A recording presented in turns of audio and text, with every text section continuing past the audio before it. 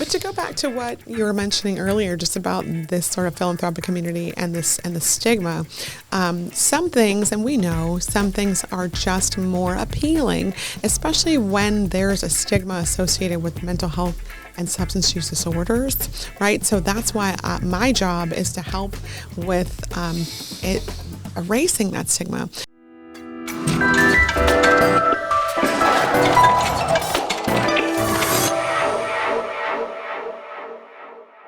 What's up, Sarasota? Welcome to Sarasota SpeaX. I'm Felipe Colon. Trey Martell, and we're missing Brad because he's on vacation.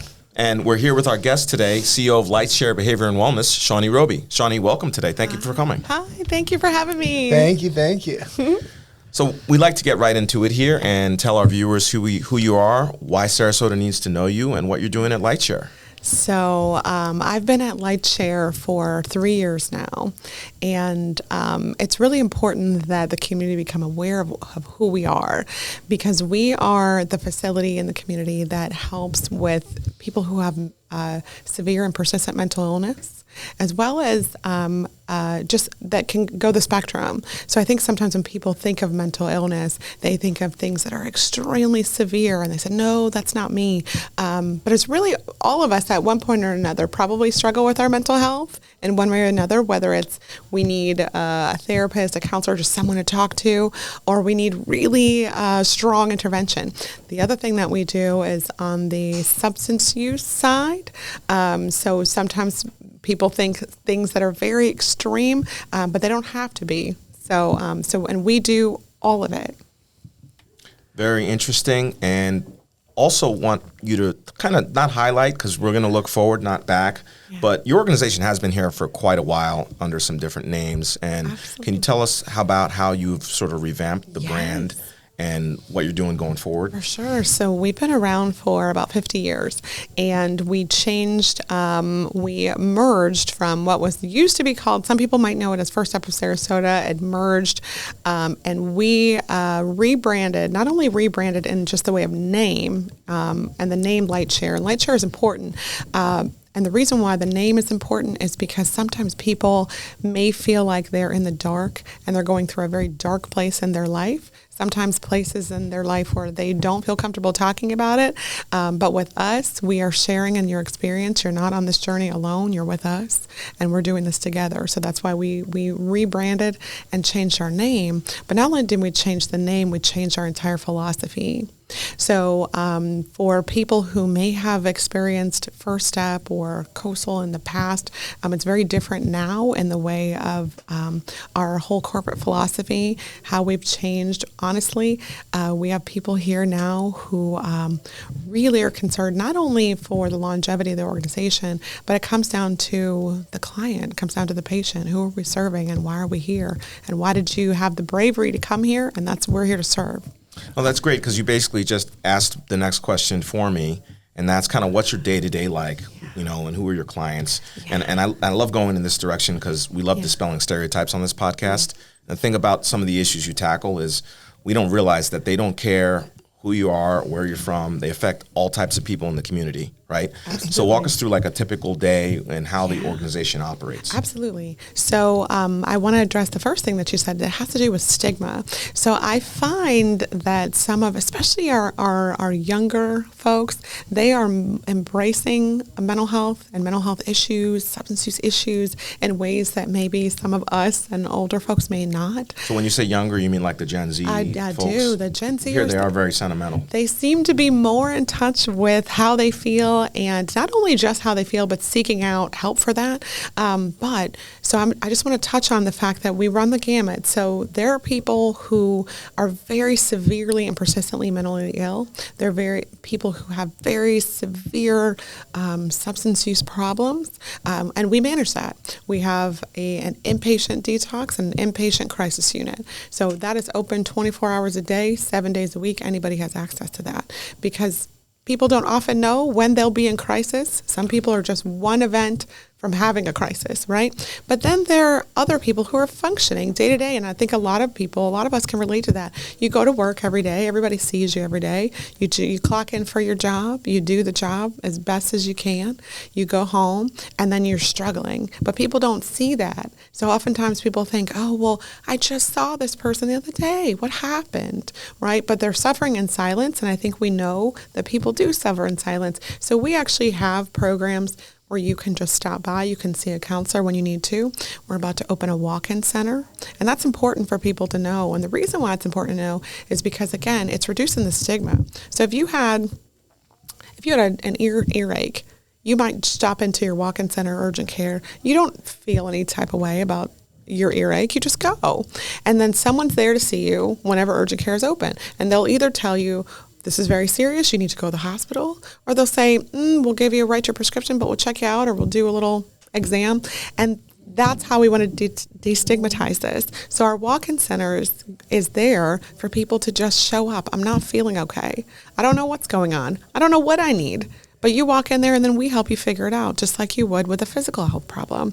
So again, anywhere from crisis unit to a residential, sometimes people just need to be away for a little while, be away from their triggers, be away from the things that are bothering them. They just need a place to live for maybe even just 30 days. We do that. We detox you. We've got other sorts of medication-assisted programs. Sometimes people need a little medication to help them get over the hump. And again, that's destigmatizing medications, right? Let's normalize, just like you would if you needed insulin for diabetes, right? No one feels ashamed of that.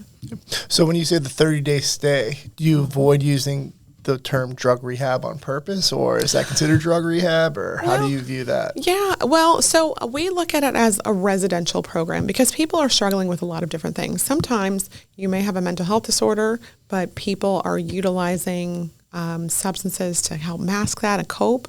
Sometimes people have started with a substance use problem that they're using substances to cope with their mental health disorders. So we just really call it more of the behavioral health residential treatment program because it runs the gamut about why people would necessarily be there. And again, we want to destigmatize those sorts of things. And when you hear those words, they're like, that's not me. Because no one wants to think, well, that's me. When it's more of, you're going to get residential treatment, and whatever you need, we'll tailor that to what you need. It's never really a one-size-fits-all. Understood.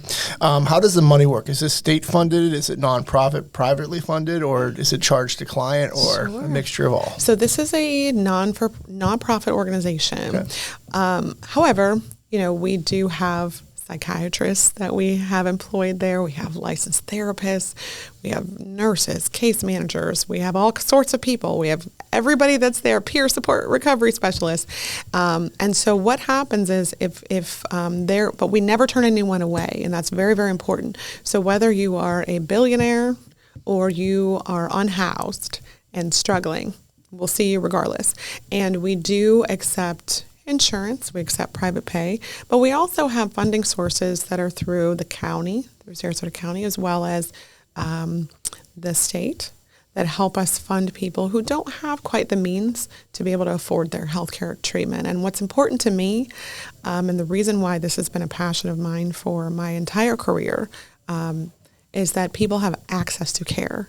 And access means regardless of your ability to pay, regardless of your economic status, regardless of who you are, who you know, where you live, everyone deserves a quality of life, and everyone deserves access to care. So you'll figure it out one way or another how to get them. We will figure it out. All right, cool.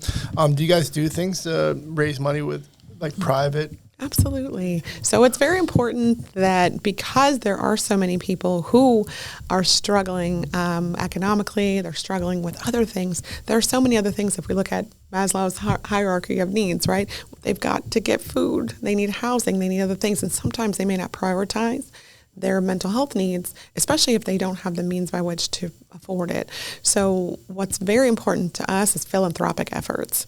We absolutely need people who have the ability to donate, to find something that sits well with them, find a program that sits well with them, whether or not they want to fund an entire building, or even if it's simply, I'd like to fund a therapist just so that someone can get more access to care. For example, we have a program for mothers and infants. We have mothers who are struggling with substances and they're pregnant and they need help.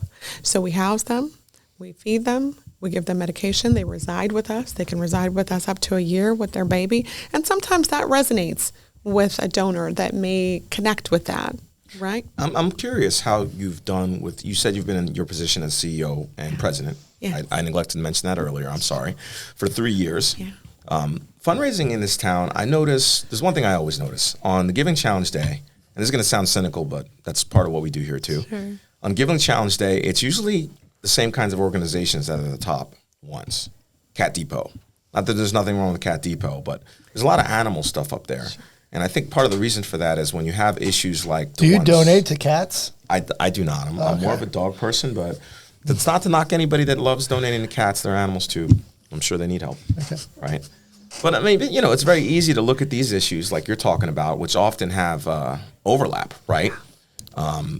Mental health issues, substance abuse issues, being unhoused. I mean, those things all converge here. We see that every day in the Rosemary. It's very easy to point a finger at those people and say, somehow this is all their fault, right? Yes. So it's much easier to give to the cats than it is to give to that cause. How do you overcome that kind of objection? So I think platforms like this is really important because, again, let's go back to the stigma. So there's not, so some of these things, especially, and I think these organizations, especially in our community, we really have a very strong philanthropic community here. There are a lot of people who give. Well, number one in the country by some metrics, and we're going to have a whole episode on that soon. Yes. I'll email to you. Do you guys have specific events that you guys hold to raise? Or? We do. Okay. So we do have a Caring Hearts event that happens about every February where we highlight some of our programs, especially our Mothers and Infants program, and we do invite the community to come out and support. But to go back to what you were mentioning earlier, just about this sort of philanthropic community and the stigma, some things, and we know some things are just more appealing, especially when there's a stigma associated with mental health and substance use disorders, right? So that's why my job is to help with erasing that stigma, because people will often pull us aside after an event or after something and say, hey, either I'm struggling or my nephew is struggling. I really need your help. And I would love for us to be able to do that, but not be under the cover of darkness. When we're doing that, when we're having these conversations, which is why I'm very comfortable with the conversations, right? But everybody isn't. And so that's why it's very important for people to give and donate, and we allow people to donate anonymously. We allow people just to do whatever they feel comfortable, but the bigger that we can grow. And honestly, we're growing much bigger because there is a problem in our community. But it's not just our community, right? We happen to be kind of the epicenter of this area for a lot of the substance use issues that we're surrounding us, especially issues that lead to people wanting to not continue on with the life that they're living. But we have to be able to stop people in their tracks. We also try to have people who we've helped come back and talk about those things with other people, because sometimes that lived experience allows people to reduce the stigma too. When you see someone who looks successful and has a wonderful job and has a great life, and then they are able to talk to other people and say, no, I was in the same situation as you were in, and this is what my life looked like. And I think that's what's important. I used to work in Baltimore, and it always surprised me because I'd be driving through, kind of a neighborhood. It didn't always have to be a rough one. Yeah. And you would see the methadone clinic line. Mm-hmm. And you look at that line, and it's not always what you think. It's people who are going to work, wearing suits. Yes. It's all sorts of people. Yes. And people are functioning every single day. Mm-hmm. There's people and look at every single day that they're just not wearing it on the outside. And because people who are, let's say, happen to be unhoused or perhaps outside, on the corner, you see them. They can't mask what they're going through. But many of us are masking what we're going through because we put on our suit every day and we go to work, but we're still functioning, but struggling. Right? And those are the folks that if we could destigmatize some of this, and they were talking about, hey, I go to work every day, but I'm also struggle with a severe anxiety, and I'm struggling with severe depression. Some people are just one lost paycheck or one medical crisis away from being them themselves. Gotcha. So I have a question that you might not get all the time. So Do you believe that there are people that can use drugs recreationally and not be addicted or have these problems? So what I will say is that I wouldn't ever want someone to go down a slippery slope because I don't think people intend to become dependent on things. I don't think that's usually someone's intent, but we get there. Right. So I wouldn't encourage someone to go down a slippery road that they don't know when they can get off, because that's different for anyone. I mean, caffeine and nicotine. Absolutely. Right? I mean, those are very widely used. Absolutely. Naturally, like, you know, I don't have my PhD, you know, but there are people that can have a few beers, right, on a Friday and not drink for 2 more weeks. And then there are people that need to go to casking ale 5 nights a week, every week. Absolutely. So how do you determine, you know? So, well, that's what's hard about this, and what we need to just talk about it in the terms of that this is a disease state after a while. So it goes from I'm doing something a couple times to then your brain has then changed, right? And then it has turned into a disease, right? And so then let's go back to when do we know where to draw the line? Sometimes we don't, right? And it's hard for people to discuss these things. It's hard to say, I think I've gone a little too far and I need help. And sometimes people don't recognize they need help until other people are rallying around them and say, you need help, you need help. And a lot of times when people are in recovery, and you know this, someone could be in recovery for a year, someone could be in recovery for 20 years, and then it just takes that one trigger. Or permanently, right? I mean, that's what a lot of it is. Exactly. What's interesting about your organization that I think a lot of people don't know in this community is that, as you've described, you don't just do the, oh my Lord, this is a crisis, this person's getting Baker acted. You do the little maintenance as well, and you know, all the things in between on the spectrum of you know, behavioral and mental health issues. Absolutely. Like a roof tune-up. Well, and honestly, well, and you know what, and it's Leaks interesting. as well as full re-roofs. But it's interesting that you say that, though, because it's important to normalize this. Yeah. So, for example, hopefully we go in every 6 months to get our teeth cleaned and get them looked at, right? So we don't only go to the dentist when our tooth is brown and falling out, right? We go you know, and then when we go, they'll say, hey, I think you got a little issue here, a little issue there, and we try to, right? You know what they say to me? You haven't been flossing, have you? You're right, exactly. You know, this time I swear I'm going to floss, ma'am. Exactly, but you know what? If you did have a tooth that fell out, right, then you would probably be on top of, okay, let me make sure that I'm going in often. Otherwise, you're just going to go from one tooth falling out to the next tooth falling out until you don't have any more, right? So that's what so if you are in crisis, it is important then to follow up and say, okay, what do I need to do? What got me to the point of this crisis? What do I need to do? Perhaps what got you to the crisis is that you've been struggling with mental health issues your whole life. You've been struggling with anxiety or struggling with depression, whatever. But also, it could be another one of those factors that we talked about earlier. We have to look at your social determinants of health. Do you have housing? Is that what's the root cause of your crisis? Did you have children that were taken? Did you just go through a divorce? What is happening in your life? There's other things that we need to look at to say, well, we've resolved this problem or we haven't, you know?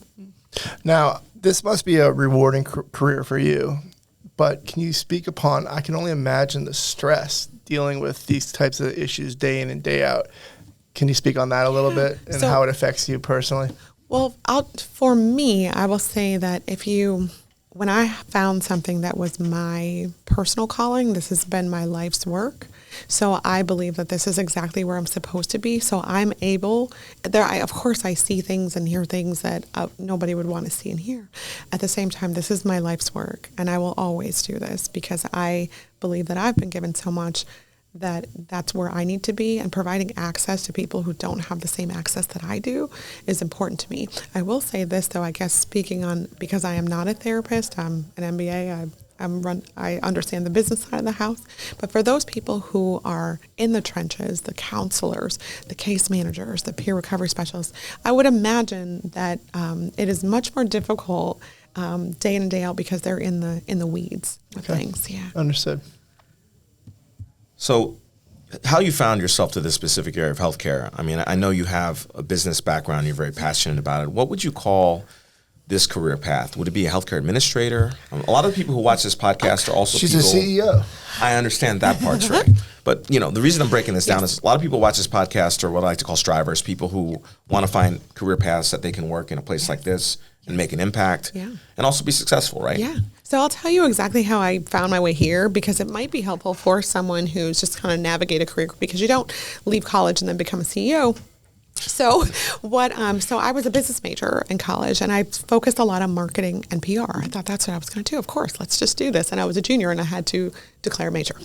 So so I picked marketing and PR. So I get out, and I got a master's in communication. So I was like, I'm going to do this. I'm going to be Right, that's the marketing PR track, yeah. right? So I got my master's in communication. I said, okay. So I got into what was called federally qualified healthcare system. So it's basically primary care for the same people we're talking about, for underserved populations. I said, okay, I'll do marketing and PR for them. But I'm assuming it says federally in front of it because the government is paying for it somehow. Yes, because a lot of people don't have means by which to pay. Yeah. So I got into that. I said, I'll do marketing and sort of business, marketing, PR for them. So I got out of that, and I said, well, I kind of want to be more involved in the day-to-day, in the operations. So I started working for a really big pharmaceutical company. It's probably one of the biggest pharmaceutical companies in the world. And I was working in neuroscience. And I said, I kind of like this. I like being on the side of healthcare where I know that I'm making an impact. But I will tell you this, and I tell this to anybody, I felt as though I was on the wrong side of the industry. Nothing against big pharma. So you felt like you were working for the man, or No, however they would say no. it? Like, what's What company were you working for? She doesn't want to It get was into just a it. big It's fine. pharma. Flip it. You don't have to pay for 11. She's a big girl. She can answer. But what I will say is I was working on the wrong side of the industry, because I felt like the folks who did have access to these life-saving medications, and I'm helping provide access to life-saving medications, but it wasn't for the people who didn't have access.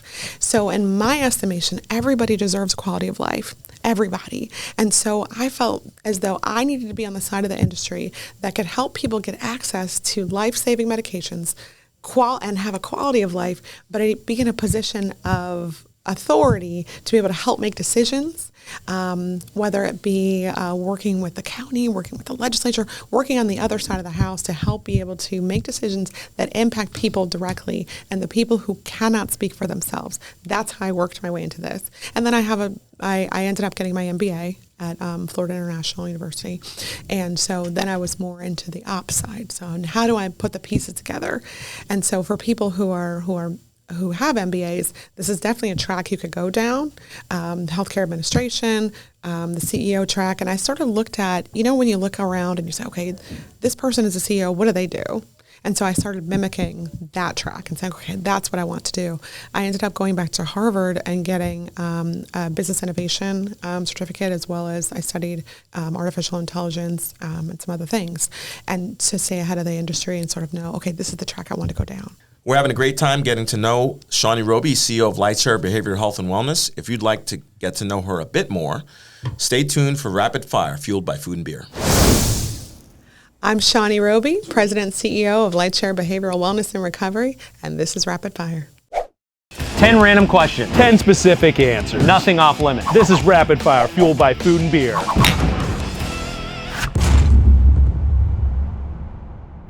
What's your pet peeve? Oh my goodness, my pet peeve is when people are late. I hate when people are late. No time to say hello, goodbye. I'm late. Coffee, tea. I'm a tea drinker, but I'll take coffee if it's available. For even in a time when no one's time is ever free, there is always time for tea. You can only choose one, ice cream or cake. I don't like either. So I will go with ice cream. Do you remember what you ate for breakfast? I do. I make oatmeal every single morning. I'm so routine. Well, here's a bowl of steaming Quaker oatmeal. And I can't think of a healthier way to start the day. Which one do you prefer more, sweater weather or Speedo season? I live in Florida. I prefer summer all year. Then this is the Fresh Prince's new definition of summer madness. If you could live the life of anyone for a week, who would it be? It would be me. I love my life. It's just me, myself, and I. Solo ride until I die. If you could instantly become an expert at anything, what would it be? I would be an expert. I'd probably be a physician. I'd love to be an expert on the human body. If you could choose one, would you rather be invisible or teleport somewhere? I'd love to teleport to someplace really cool. So you can teleport. Congratulations. welcome to the club. You are a superhero. If you're stranded on a deserted island, would you rather be with your worst enemy or just be by yourself? I would love to be with my worst enemy. I love being around people, so I could turn them back around. I have people skills. I am good at dealing with people. Can't you understand that? Siesta Key Village or St. Armand's Circle? St. Armand's Circle all day, going to the beach and then shopping and eating after.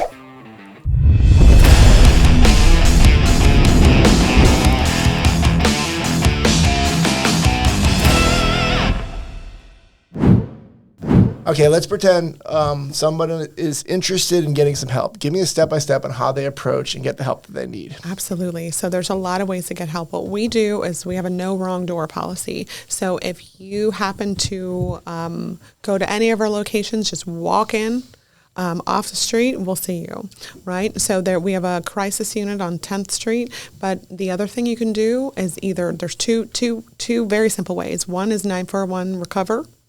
You can call 941 Recover any time of day or night.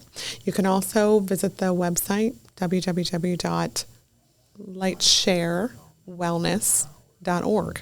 And that highlights all the services, locations, and where to go. But we do have on 10th Street a 24-hour facility. So at any point, even if you ran into someone who does housekeeping or facilities, they should be able to help. So anytime, day or night. Okay, very cool. I'm a stats guy. I like numbers. So how many patients do you guys see a year? So because we have so many types of programs, not only are we mentioned we have a detox, we have residential programs, we have a crisis unit. We're also in Sarasota County schools. We have specialists within the schools. We have a mothers and infants program. So they all have a different census and status in terms of how many folks we see.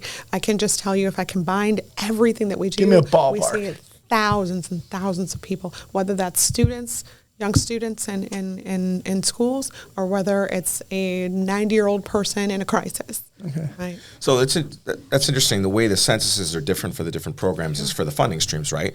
I mean, because you all are writing grants and getting federal funding, and you're the only people who do this here in the area, right? So there are different organizations that many organizations in town do have services for mental health disorders, for some students.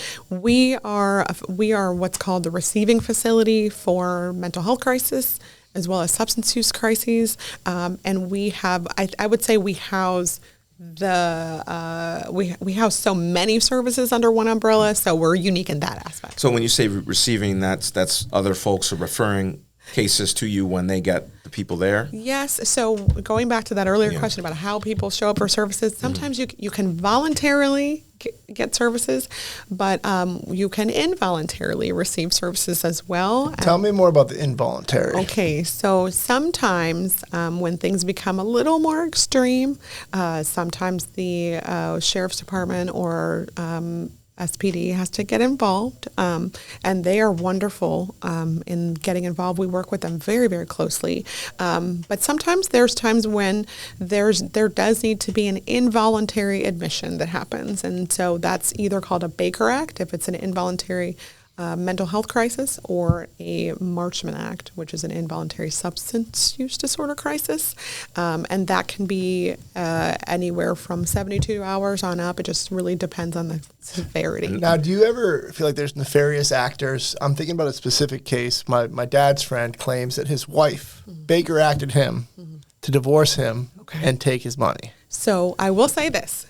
I don't know about that, but what I can say is that we have very skilled mental health professionals and law enforcement, and so there is actually a form, and a licensed mental health therapist would look over that and really make the determination if you needed to be admitted. If you meet criteria, then you will likely be admitted. So it's likely that when he tells me the story, because he was in there over a year, that he might, Perhaps. Yeah, okay. I'll take it with a grain of salt. But, we haven't seen a plan. That's interesting. We didn't plan this out, but I was going to ask you. Just came to me. I was thinking about it. Yeah. Some people think the whole Baker Act itself is controversial. Have you heard that before? Or? I think it's one of those things that, like, if I could put myself in the shoes of someone being Baker active, and it's like scary. Like everyone's had like probably that dream before, like, hey, listen, I swear I'm okay, and they won't let you out. You've seen it in movies and stuff. So well, that's important that you mention that because I would not say that it would be a fun experience for anyone. I think it's an understatement to say that it's not a nice experience for someone to have to be admitted. But the only reason why it would happen is to save a life, to save that person's life, whether it's a mental health situation or substance use situation. It is designed to save that person's life in the middle of their crisis, right? And every state has their own version of a Baker Act. It's not called the same thing every. Baker Act is specific to Florida. I was wondering because I was thinking Baker Act. I'm like, am I just dumb? No. It's specific to Florida, but every state has their own. So you might have heard 5150 or other things in other states. They're basically the same thing. It's an involuntary hold for a crisis. And is it almost always initiated by law enforcement, or are there other folks who do it? Or like, how does that work? Spouse, family members. It can be. So it could be initiated by a family member calling law enforcement. It could be initiated if a person, as a child, is at a school. What are some of the determining factors to get Baker acted? Well, I don't want to speak out of turn because, again, I'm an MBA and not a licensed therapist. But I can say just generally, if there if there happens to be any worry about harm to oneself or other people, that would generally fall under the umbrella of criteria that would. Gotcha. I think it's also, people think about this a lot, or it's kind of intriguing because it's human nature, right?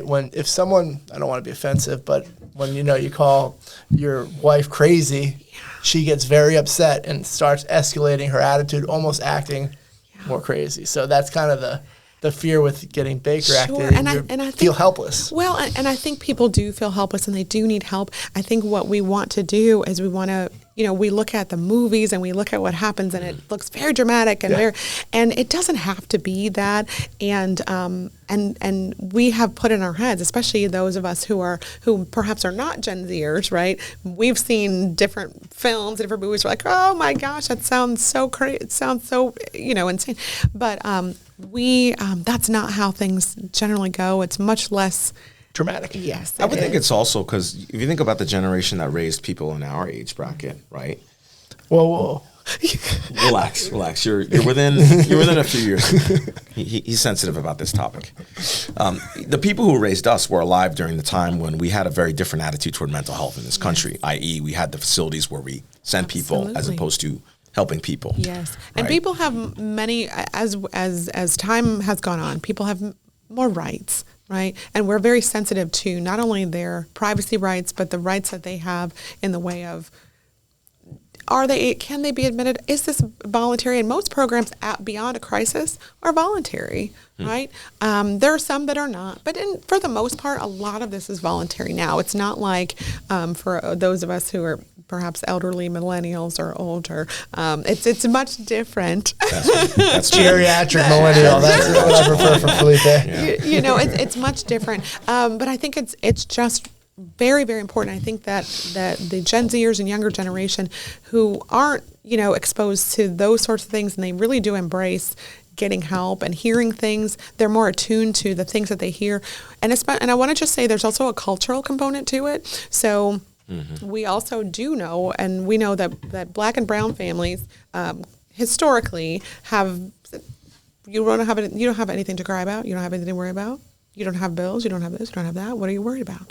And so it's been more of a badge of honor to just tough things out and shoulder things. Right, there's nothing wrong with you. There's nothing wrong with tough you. Love. Right, yeah. Or if you, and again, like you said, seeing a psychiatrist, that was not typical in Black and brown families that are older than us. But it is now becoming much more regular that people do have therapists and people do see psychiatrists, and medication is more embraced. Right. So it's fair to say that, you're at least seeing progress, yes, right, over these generations.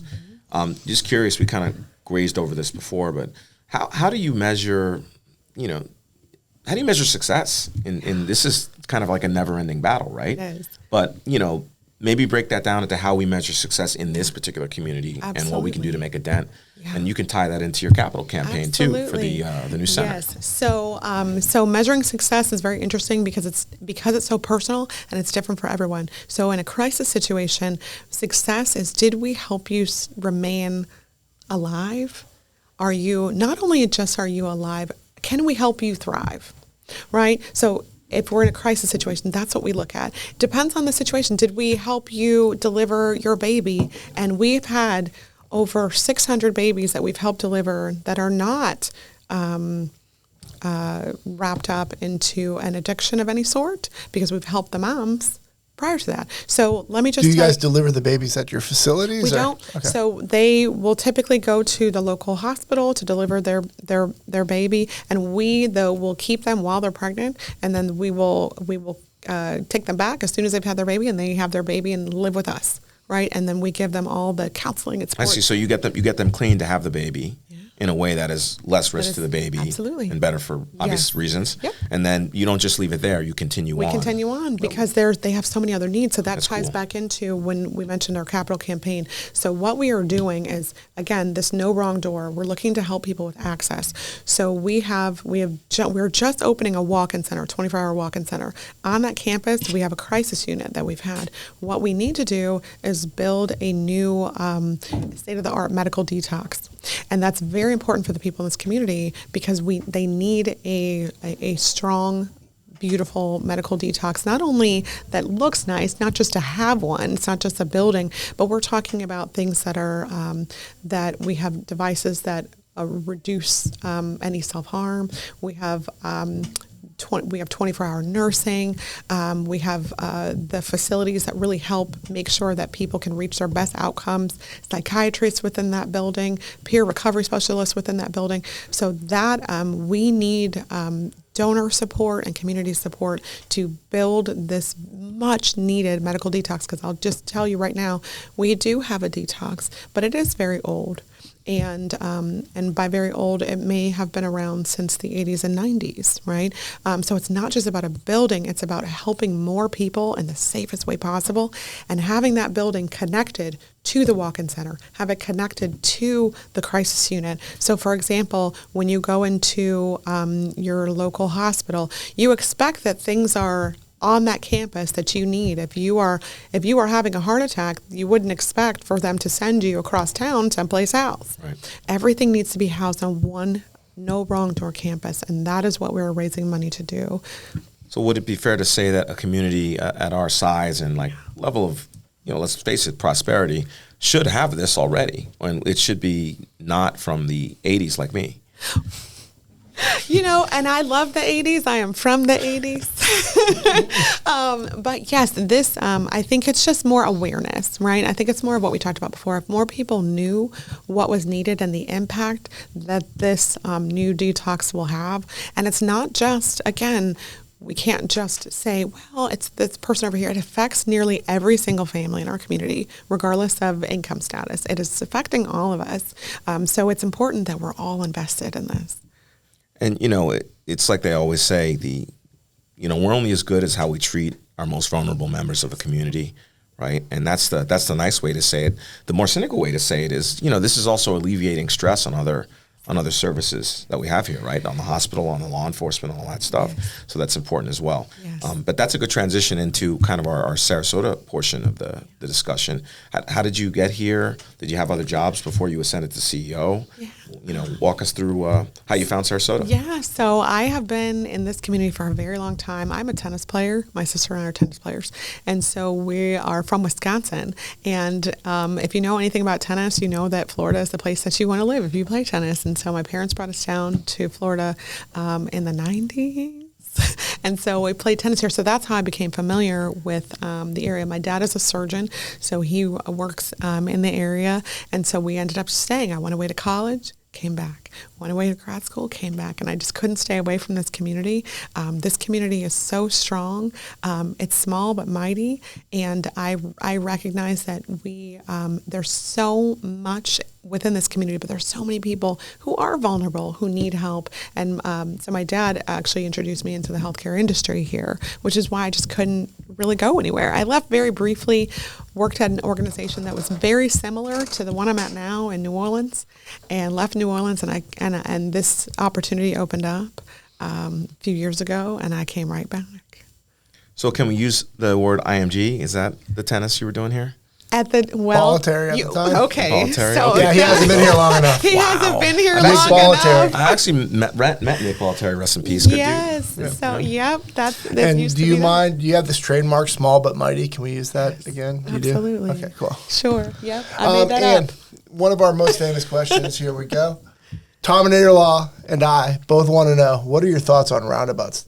Don't stare too long. Oh my goodness. Well, you know what? I have such respect for our city planners, especially as though we have some of our wonderful city and county folks on our board, and I know that they are very mindful and thoughtful in how they plan the city. So, Well, I'm glad you have an inside line on them because they're doing a roundabout right by our townhouse, and they cut our cable line for a week. So, oh my goodness. yeah, they're mindful, but not that mindful. But if we look at the positive, you're going to get that cable back, and you'll be watching TV and driving through your roundabouts like nothing ever happened. Amen. Yeah, and hopefully they'll put a nice new entrance to the post office over there. That'd be convenient, right? Gotta love You got that. anything else you want to bring up or tell us about? What did we miss? Yeah, I just want to bring attention to the fact that we do have, and the community will be getting information about our fundraiser in February. But at any point, you can donate at any time. Information about our organizations on our website. So I please just encourage people to visit the website and help us reduce the stigma around mental health disorders and substance use disorders, and normalize the conversations. I kind of had one additional question. I noticed that you're on the board for Suncoast Partnership to End Homelessness. Can you tell us a little bit about how you got there and why it's so important that you're on that board, considering the overlap between, the issues you deal with and issues of homelessness? Oh, I was introduced to it a couple years ago, and I'm so glad that I was introduced to it. Again, let's go back to the social determinants of health, go back to our hierarchy of needs. Many of the same clients who are unhoused and have other issues also are struggling with issues of mental health, substance use disorders. Everything is related. Nothing stands independently. So you can't resolve a mental health issue if you also don't have a place to live, or you can't afford your rent, or you can't do things. So I think it's important and our community is really good in the way of nonprofits. We are very interconnected. We talk consistently. We know each other. We help each other. In every Shout out some of the organizations that you work with more regularly that you think need some love as well. Absolutely. So I would say NAMI is very important in our community. So they are very, very key when it comes to mental illness and how they tackle that. I'm assuming that's National Association of Mental Illness. Yes. Okay. I'm so sorry. Yes. So, it's all right. NAMI is a very strong organization. So I do have to shout out the foundations in our community because they really get behind these sorts of health issues. So obviously the Barancic Foundation, community foundations, the Sarasota Community Foundation, we've got the Selby Foundations. There are so many foundations that are really, really behind all the work that these nonprofits do, and they really speak up and stand up for all of us. Very cool. Yeah. Well, I wanted to end with that one because I wanted to make sure that we kind of remember when we're going through our day-to-day life downtown, and when we see folks who are unhoused, right, it's not just what you think. There might be something else. Absolutely. And there's always something else. But then not even just that. When you're going to your office party or your Christmas party, the person who may be just there but not really saying a lot, and they leave and you see them every single day, check in with folks. Yeah. Good advice. We always end the podcast with one question. Okay. I'm going to let Trey do it today, if you don't mind. No, do it yourself. Do it myself. Wow. Okay. I must do it very well. So you've been on Sarasota SpeaX. Thank you for coming. You see what we do here. Who do you know who Sarasota needs to know, who we may not know? Can you recommend somebody to be on Sarasota SpeaX? Absolutely. I think because I'm so passionate about mental health, and I'm very, very passionate about access to care, there are two people I'd probably recommend. And two, we got a bonus today. Yeah. All right. So one would be the executive director of NAMI, who is Colleen Thayer. I think it's very important for her to Trey, talk. can you take the notes, please? She's been in this community a long time. What was the name one more time? Colleen Thayer. Okay. She's executive director of NAMI. Okay. And then there is a person named Dr. Melvin Price. He is the CEO of MCR Health, and that's on the physical health side of the house. He's the CEO of that organization. I'm familiar with MCR because I know Mickey Preche. Okay, and that so he's no longer who's used to be the CEO, the long-time CEO. So the new CEO is Dr. Melvin Price, and he's there now. Very good. Very good. Yeah. Well, thanks so much for taking the time. Thanks for the education. Yeah, Absolutely. It's been really informative. Thank you. Thank you.